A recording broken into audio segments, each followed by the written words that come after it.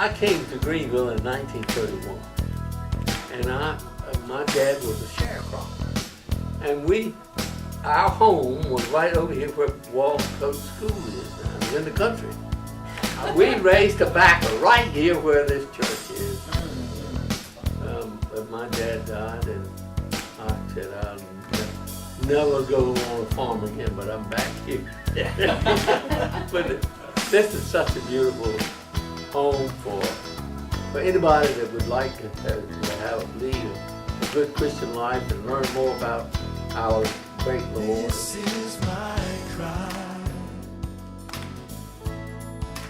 This is my song. You are my guiding light when the way is unknown. When we formed the church, at that time, we didn't have a minister, but we wanted to have a different crowd, so that Howard Hodges and Van Fleming and Les Garner came later, Yeah. and Camille's husband, And Kenneth Height, was there, and we formed it. Jesus, lead on, I will follow. Jesus, lead on, let your love light the way. Jesus, lead on, I will follow. Jesus, lead on. I lived across the street from this church when they were building, making money, working our legs off. I wish I had the legs now that I had then. Don't we all? I do. But anyway, I could walk over, and I could come out the door with a cake. And my children, Mother, do we eat a cake today? I says, not this time. And I remember we worked so hard, as Lil said. I remember going to the fair and working with Frida Steinbeck. If Frida hadn't been our head lady at that time, I think we would have gone under, but she kept us going. I remember the first communion cloth. We made it, and we hem stitched it, and counting each thread, and making that first communion cloth. yeah. We did get along in 3rd Street School for a while. And we had a choir, and I sang in it, and Rulon Davenport sang it, I did too. and you sang in it, and Rulon couldn't carry a tune in his book. but he was there, and we got along. We did pretty well. No, you know what, Phil was on membership and evangelism when Malloy came. Yeah. And I remember him saying, well, Malloy said, well, you're the one I want to see.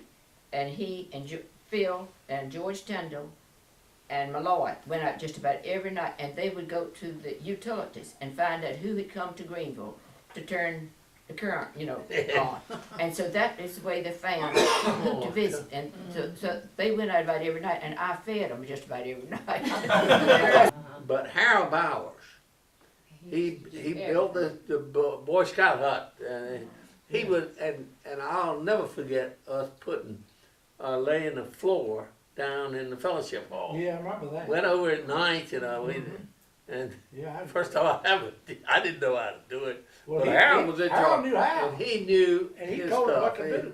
He was a great worker for the church. Hard question for you. Maybe it's not a hard question. If you had to do it over again, Yes. Yes. Jesus, lead on, I will follow. Jesus, lead on, let your love light the way. Jesus, lead on, I will follow. Jesus, lead on. But I almost became a Catholic. Yeah, your wife is Catholic. My wife was Catholic, and in Winston-Salem, where I came from, that Catholic priest was outstanding. He was great. Then I came to Greenville. Love things. I came to Greenville,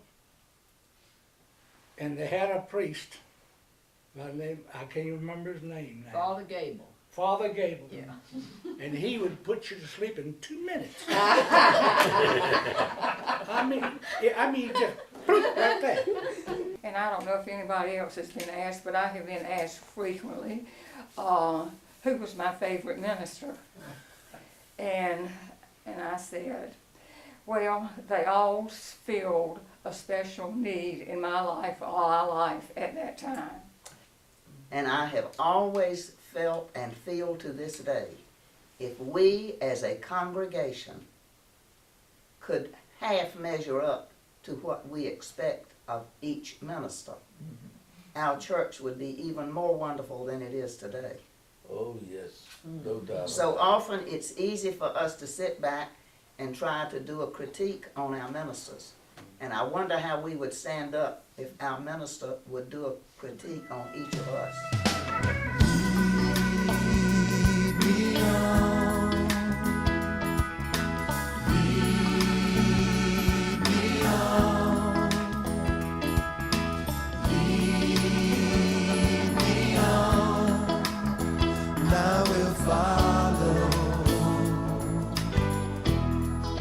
Since I was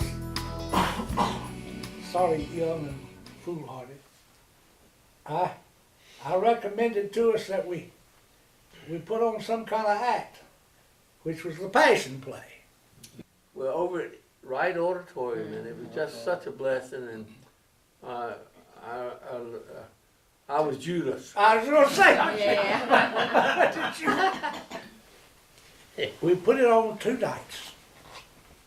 First night was great. We had it over at the auditorium at East Carolina. To put it on the second night, oh, it was terrific. Everybody was just as happy as they could be, because it was a very moving affair. Until we got word that one of the members of the cast's wife just died. Remember that? Mm-hmm. And it just changed us all together. We met at the church, we met at 3rd Street School by then. And Malloy was trying to get everybody to come forward. You ever remember how Malloy wanted you to come forward? Everybody in Everybody in the whole church went forward. Everybody. I mean, there was no room for people even, so just had to stand behind somebody else. It was just crowded. And every one of us became born again Christians. That's right. I felt as close to the Lord that day as any time in my life, except when I was on an airplane and over in Germany and in the nose guns. Anyway, this church has been our life. We raised our 3 children, 3 boys here. And we've been blessed, we truly have. And happy to be a part of St. James. But this is the way we grew here in this church, and this is the way the church grew, is good fellowship, good fun, and you couldn't wait till the next day.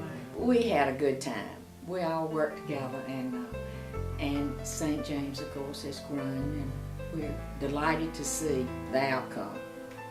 But St. James has been and is the greatest part of my life. And I can truly say it certainly was the greatest part of Kenneth's life. I'm like everybody that's here. I love this church just as much as if it was my own. It is yours. It is your own. Yes.